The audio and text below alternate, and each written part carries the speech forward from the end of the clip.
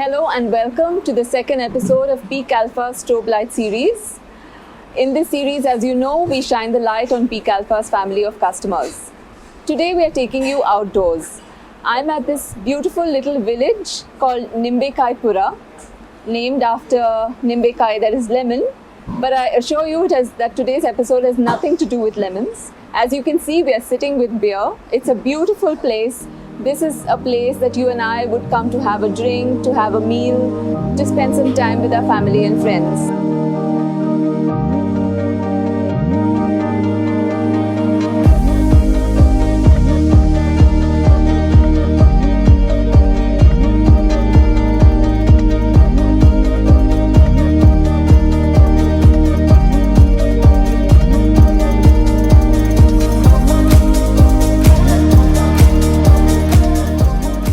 But this is the office of one of our customers from the Peak Alpha family.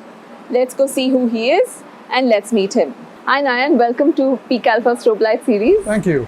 Nayan is the CEO of Beer Works Restaurants and Microbrewery Private Limited, and we are sitting at Geist Beer Factory, Beer Garden and Restaurant.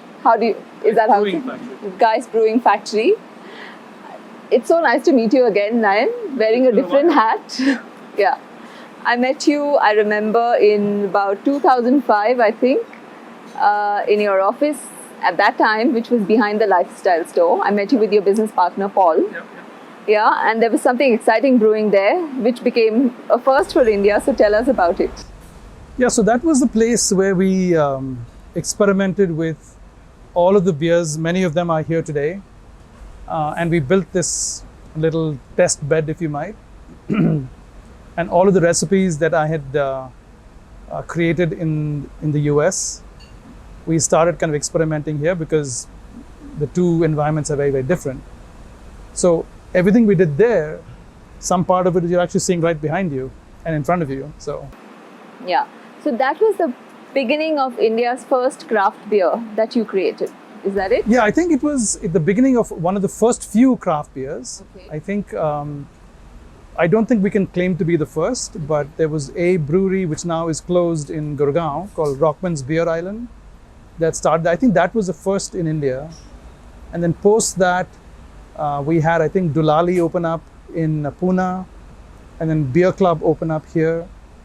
Geist was the first craft beer, not in a microbrewery or a brew pub, but it was the first craft beer in a bottle that came into India with the recipe that we had created at Victoria Road.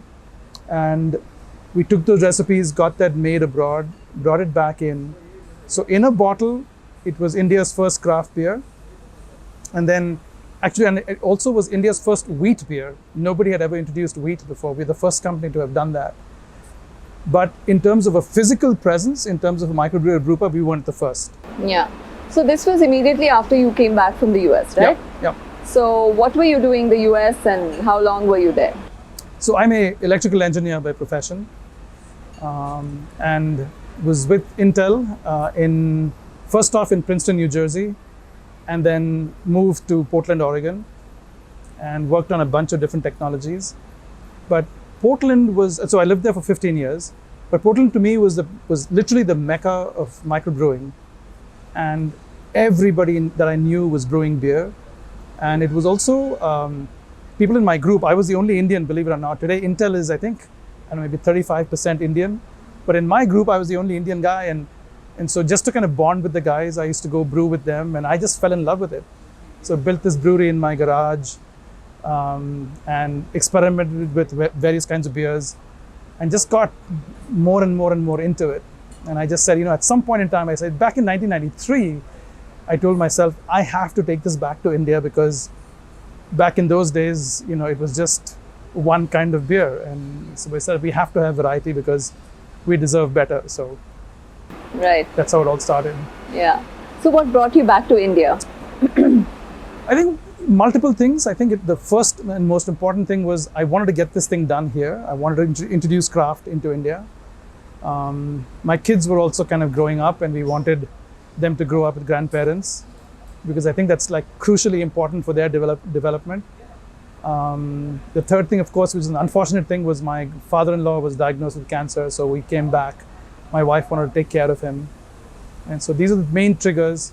And then, of course, there was this pressure from my parents who had an auto components company saying, hey, if you don't come back, we'll sell the company, so you have to do something with it. So these were the main 4 triggers that made me come back. But of course, my heart was always here. I wanted to find a way to get this done somehow. So Yeah, and you quit Intel as I when left, you yeah. Okay. I left Intel in 2003. They said, why don't you take a year's leave of absence, figure out if you want to come back or not. And I knew then that it was not going to happen. So 2003 is when I came back. Yeah. Yeah. And is that when you sort of joined the Peak Alpha family? No, actually, Peak Alpha happened. So it happened in 2008, in my opinion, because what happened was my parents' auto components company was a small company, seriously profitable, but it was going off a cliff. And I knew if they continued doing what they were doing, it had no future. It'll close in 5 years because they had one product. They were doing that one thing really, really well. And the need of the hour in the auto component space was diversification. And so I took the company in a completely different path. And I knew at that time that tech was the most important thing for the auto component space because things were getting more and more complicated. And you couldn't live on a low tech product. So I completely transformed the company and sold a majority share. And that's when I took that money and put that into Peak Alpha. So, yeah. And that's when I met Shyam. I think I met Shyam in 2008, if I'm not mistaken. So. Okay, yeah. So the journey with Peak Alpha, has that sort of helped you professionally or personally, as a brewer, as a beerpreneur, as you call yourself? Yeah. I mean, I think it has helped me and my family immensely because I felt like the thing that I like about Peak Alpha is the fact that they don't promise you the moon and then go crazy trying to go deliver on those things and make mistakes in the process. They're conservative, they're cautious, they will promise you and say, you know what, we can do this much for you. And it's always been, they've always delivered. They've in many ways undercommitted and over-delivered as far as I'm concerned. And then I also noticed that Shyam would tell me and say things like, we had tax burdens, right? And suddenly in the middle of every quarter, you would have this advance tax that you had to pay. So I remember him saying, why don't we kind of invest into a mutual fund and plan for these tax payments so that you don't get this jolt in the middle of every quarter saying, oh my God, now where do I get the money from? And then let me go sell some shares and let me sell some mutual funds. So we planned for it so the stress levels became really, really low because of that. And the other thing that I also found out was we had a lot of stuff in fixed deposits. And with the fixed deposit, the earnings that you get in the fixed deposit, it's considered income. So you would pay 30% tax. But I learned the power of indexation and indexing through Shyam, where you would only pay taxes in a mutual fund that you would take out or redeem, but then you would get the benefits of indexation. So many times we paid taxes of like 6% sometimes. So it was great. So yeah, I think for me, it's been a safe journey with Peak Alpha. I know what I'm going to get. And it's been conservative. It's been consistent. The team is a really, really good team. I really like them a lot. And and I think it's brought down my stress levels considerably. Yeah. Talking about mutual funds, you told me a story before we started shooting. Do you want to tell our viewers that? Yeah, so a friend of mine was getting married. Right. And I didn't know his wife at that time, who now, Gitanjali, is now working at Geist. And so I said, you know what, I don't want to give the same usual gift that everybody gives. So I'm going to give them a gift because they're a young couple and they were just getting into their journey and stuff. So I'm going to give them a gift that keeps on giving. So I gifted them a mutual fund. So I took them both to Shyam's office, and then gave them a mutual fund as a gift, and they still have it. Wow, that's great. Yeah. Yeah. So you said you discovered your love for craft beer in the US, in Oregon. What is craft beer?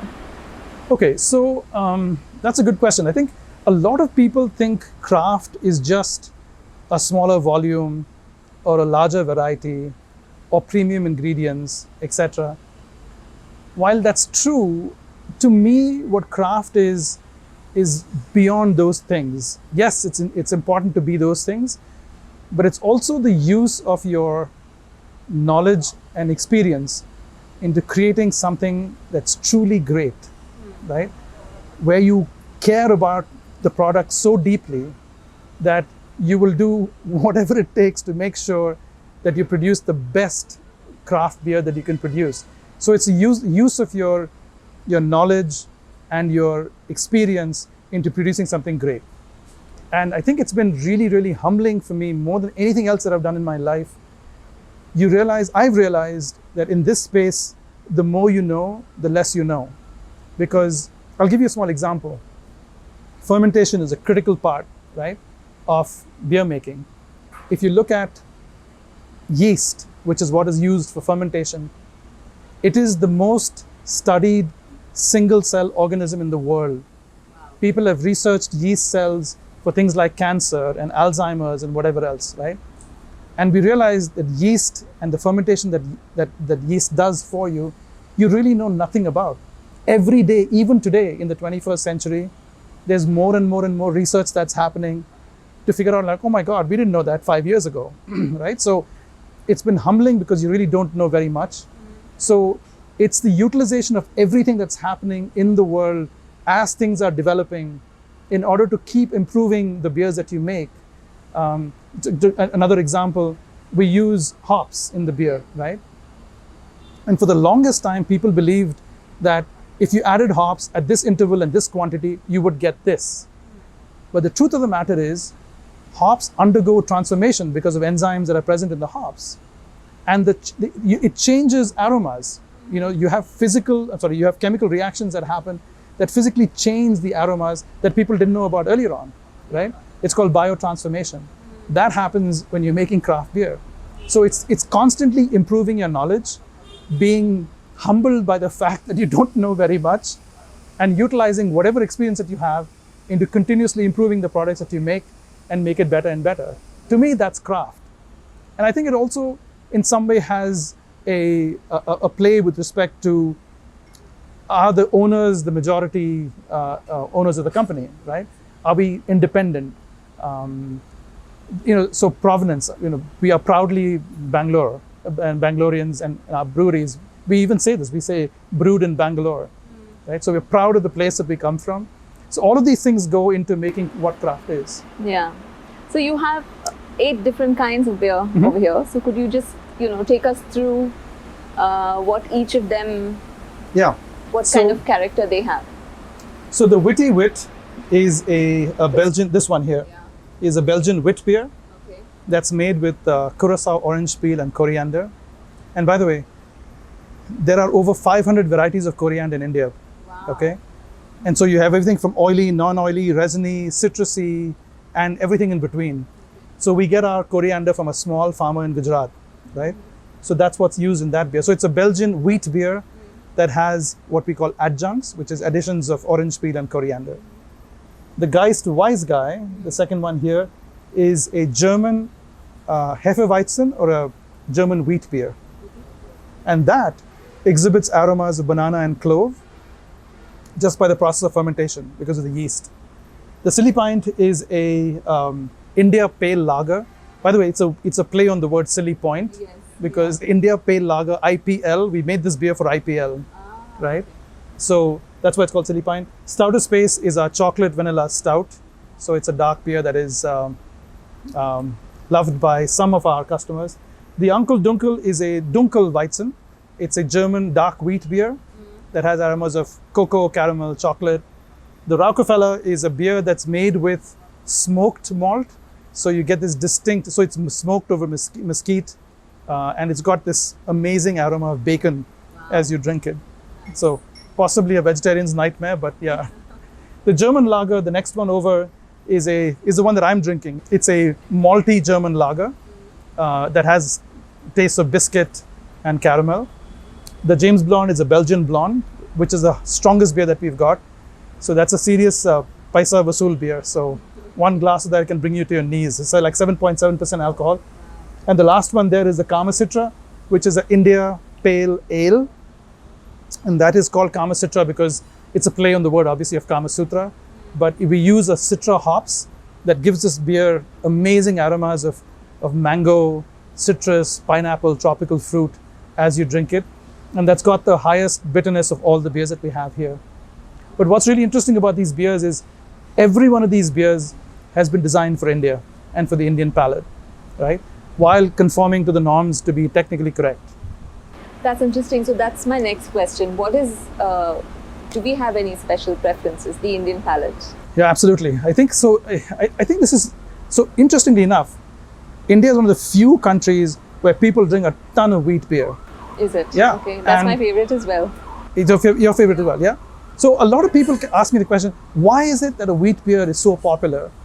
And the truth of the matter is, I can only guess, because nowhere else in the world, except maybe in Germany, do Indians drink this. I mean, do people drink as much wheat beer as Indians do? And I think a large part of that is, number one, it's the least bitter of the beers.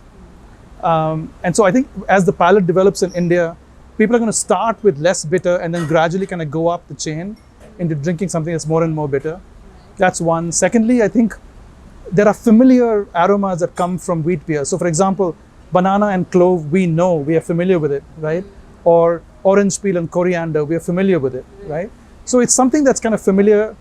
The third thing I think is it's also surprising, meaning it's not in a yuck kind of way, but in a pleasant kind of way. It's like, oh, this is not your regular lager that the big breweries make. It's kind of different, Yeah. I guess. And then the fourth thing maybe is the fact that wheat is considered to be healthier. You know, our mothers always told us eat chapati because it's better for you, right? So I guess, I can only guess, but yeah. So you said you're a Bangalore boy, right? Yeah. And where did you do your schooling? So I went to St. Joseph's Boys High School on Museum Road, and then I did my engineering at BMS. I failed the IIT exam, by the way, so couldn't make it. So wasn't smart enough for that. IIT's loss is our gain, I guess. Yeah, well, and then I went for my master's to Virginia Tech, and then got hired in Cointel. So yeah, born in Mysore actually. Oh, really? Yeah. Okay. So any plans to open a Geist brewery in Absolutely. Mysore? I think we'll definitely try to do a tap room in Mysore, because I think that a lot of these smaller cities around Karnataka want to be like Bangalore, because this is the cool place. So I think, I think we'll do a tap room at some point in time. Okay, great. Yeah, similar to what we've done at Orion Mall. So. Yeah. So Nayan, you started the business with your school friends, right? So tell us the story about how you met them and how that happened. Yeah, so Paul, who I started this business with, we met at a 25th year reunion of the old boys of St. Joseph's. Okay. And Paul comes to me and he says, hey, so I heard you're working on some beer stuff. He says, do you mind if I come and help out till I find a real job? Okay. So I said, sure. And that became the formation The rest of Geist. is history. The rest is history. Yeah. Paul, of course, is no longer part of it because he's traveling the world now. Okay. And another schoolmate of ours who used to come and hang out with us and spend time because he had some time, and he was like, oh my God, I need to be involved. So he's now, Mohan is now part of Geist. And so I guess a large part of this beer garden is because of what he did and the work that he did. So. Okay. So this is the brewing factory. Yep. What exactly happens here? And when did you begin? So the brewery, which is right behind us there, started, we got the license in 2016 and we started operation in 2017, right? And that was set up as a B2B business where we would send our beers to kegs to various restaurants. And pre-pandemic, we were in 100 locations in Bangalore. And the pandemic happened, that business basically dried up. Okay. And so like, okay, now what do we do? So we got this beer garden set up as a place where people could come, enjoy our beers, and experience kind of all things Geist. Even our toilets are spotless. Our kitchen food is really interesting and different. Our beers are great. So we wanted people to kind of experience Geist in its totality, because our customers in the past were abstracted one layer. We didn't know who our customers were. They would go to a restaurant. For them, Geist is just another brand.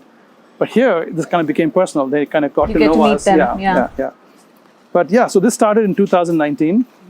And I'm going to show off a little bit here. But in the first 9 months, we won Restaurant of the Year. So, wow, nice. So yeah, maybe we're doing something right. I don't know. Geist became the first craft brewery in South India to receive a factory license. So what does that mean?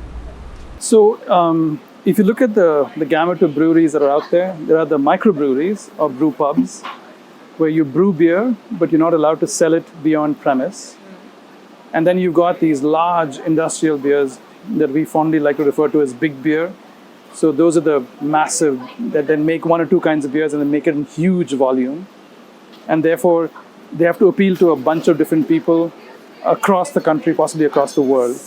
We kind of sort of are in the middle. So we're making microbrewery quality beers, but we have a brewery license. So we make a large variety, smaller volume, and then we distribute this across now the city, hopefully the state, and someday across the country. So that's why we call ourselves a distribution craft brewery. Okay, yeah. So currently, Geist is available in Bangalore and...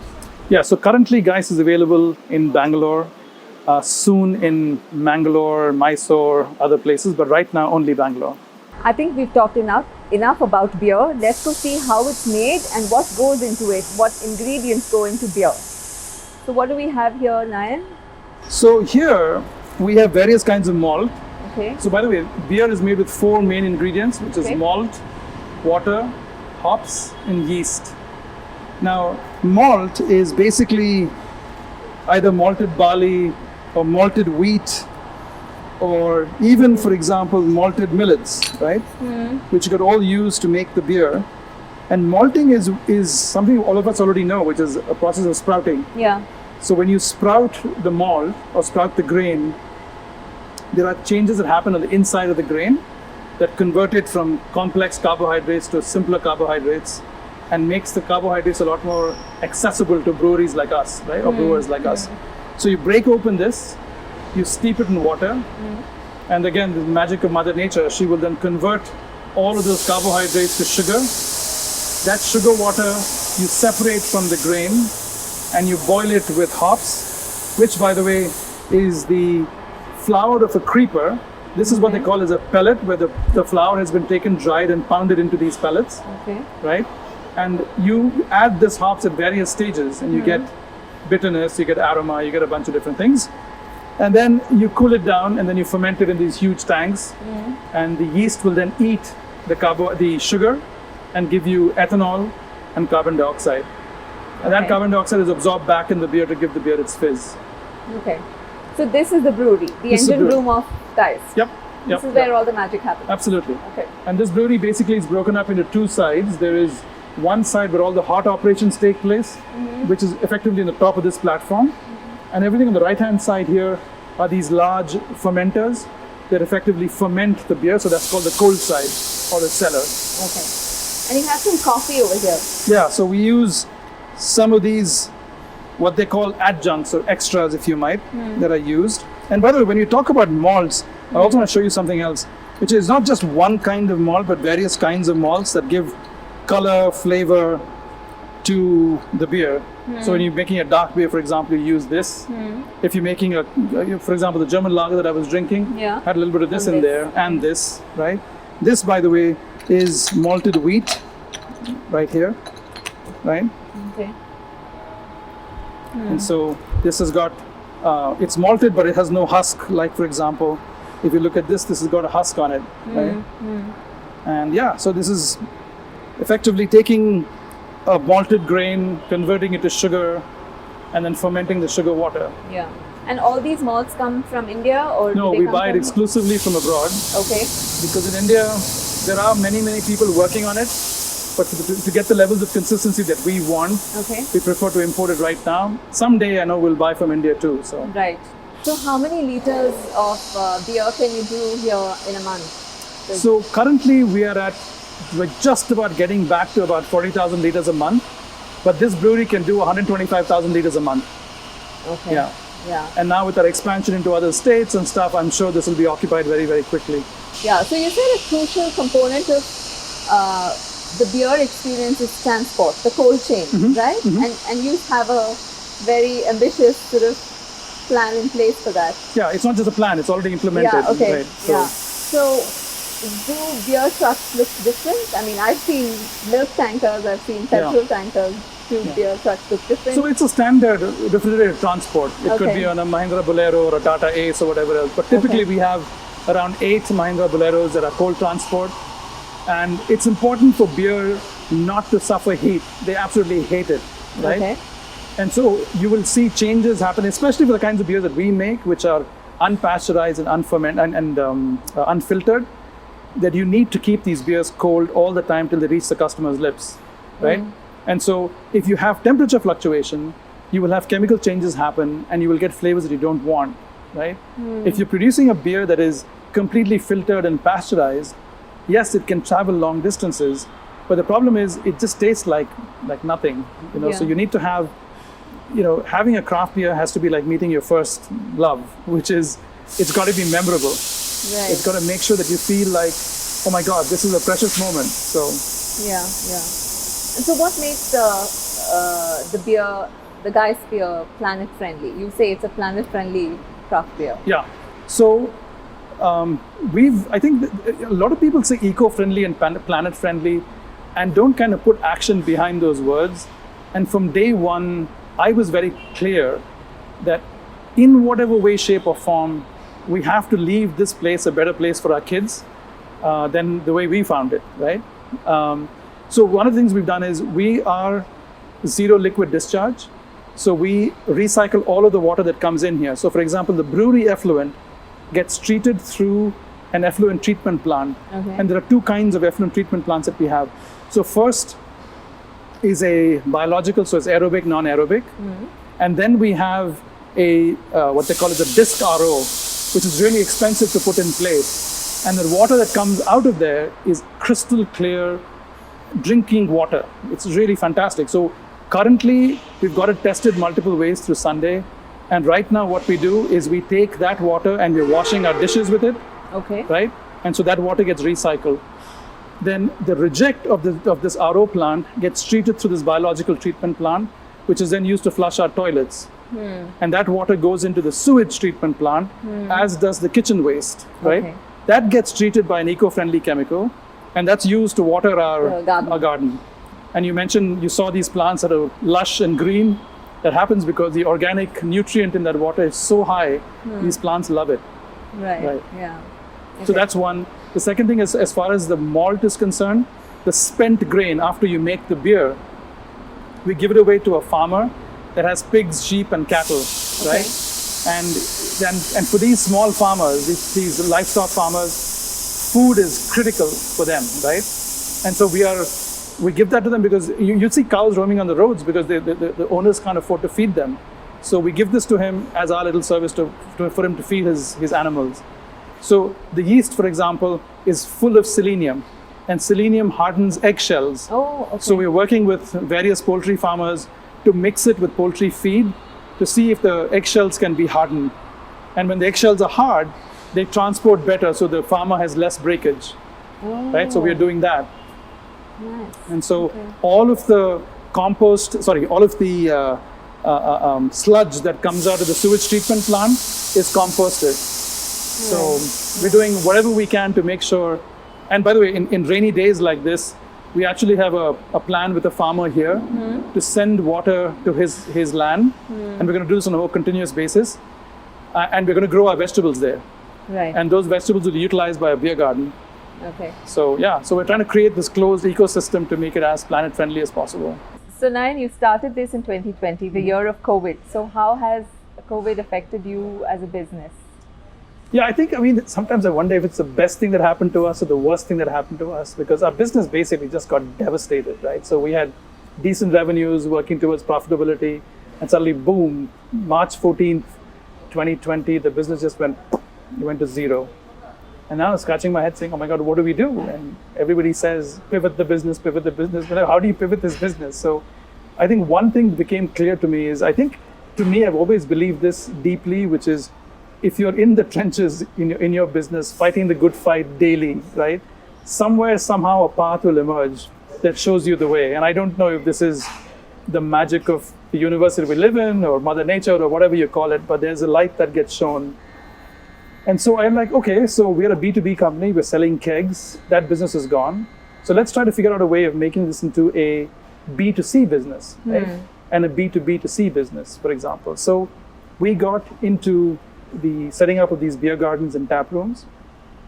And then, and surprisingly for us, people were like, oh my God, there's an open air place, and air conditioning became a bad word for all of us, Yes, right? So yeah. people like the minute, and they were cooped up in their homes, pets, kids, adults, everybody are like, oh my God, I hate being, stuck in my house. It's like a jail. So the minute we opened up, people were just coming here in droves. So in many ways, because of the pandemic, because the traffic was not too bad, we built our reputation as a great place to come to because of COVID. So that's one of the better things that happened to us. The government allowed us not only to have beers taken away from our factory outlet, that's one here, they also allowed us to do cold transport of our cans, which we got into. So we are now in 35 or 36 retail stores across Bangalore with the same fresh beer, which is sent through refrigerated transport. And even there, I was telling you earlier on, we had to get these AC, non-AC permits Yes, done for our beers. But we got all that stuff done, which if the COVID pandemic hadn't happened, it would probably taken us 10 years to do. So it was, as I said, I don't know if it's the best thing or the worst thing that happened to us, but we managed to pivot the business in the best way we thought possible. And I guess, we're surviving. Yeah. And hopefully one day soon we will also thrive. Yeah, I'm sure. So, my last question, what is this? Tell us about Bangalore's love with beer. Why is it that we made this the pub city? We love beer. We've got so many beerpreneurs, beer barons coming out of Bangalore. So historically, is there a answer to this? Yeah, I think a large part of that we have to give Vijay Mallya credit. I think he was the one that set up the concept of a pub in this city. He was the first company, Kingfisher was the first company to send fresh draft beer to these pubs. And I can tell you, as Indians, fresh means a lot to us, right? I mean, my grandmother would never buy groceries and keep it in the fridge, or forget about the fridge. The fridge didn't exist in those days, but keep it even for a day. She would go to the Thelawala or the grocery store and pick up stuff every day and eat fresh. You were never allowed to eat stale food. So for us, fresh beer is just inherent part of who we are. So fresh draft beer was just something that people just latched onto. And I think a large part of the credit has to go to Mr. Mallya and to Kingfisher for creating that entire love affair for draft beer. And then somewhere along the way, I think for them, because they grew, the bottle and can business became far more important than the draft beer business. Not to say that it's not an important part of the business, but it's nowhere close to their bottle and can business. So when we got back to bringing craft in draft, I think it was accepted because there was already a kind of expectation of draft beer and people loved it and freshness was important, so it all worked. So, yeah. Thank you, Nayan, for this wonderful lesson in My draft pleasure. and craft. I've always thought of you as like the godfather of beer, because every time I've written an article, I think speaking to you just sort of clears so many doubts. And if you're not very, conversant with the industry, it helps. Yeah. Unlike some experts who weigh you down with so much information that you get a headache that's worse than a hangover. So I'm okay being called grandfather, but just recently there was a young lady, godfather, but recently a lady said, "You're like the great grandfather of beer." I'm like, I'm not yet. that. Thank you. Awesome. Thank you so much. Lovely to have you here. Yeah, thank you. Thank you. We hope you enjoyed the second episode of the Strobe Light series. We'd love to hear what you thought of it. Please send us your suggestions, compliments, and comments in the email given below. Please also subscribe to our YouTube channel. Just like at Geist, we always have something brewing at Peak Alpha. So make sure you keep in touch with what's happening here. Also check out our website, the link given below. And see you soon for the next episode. Bye.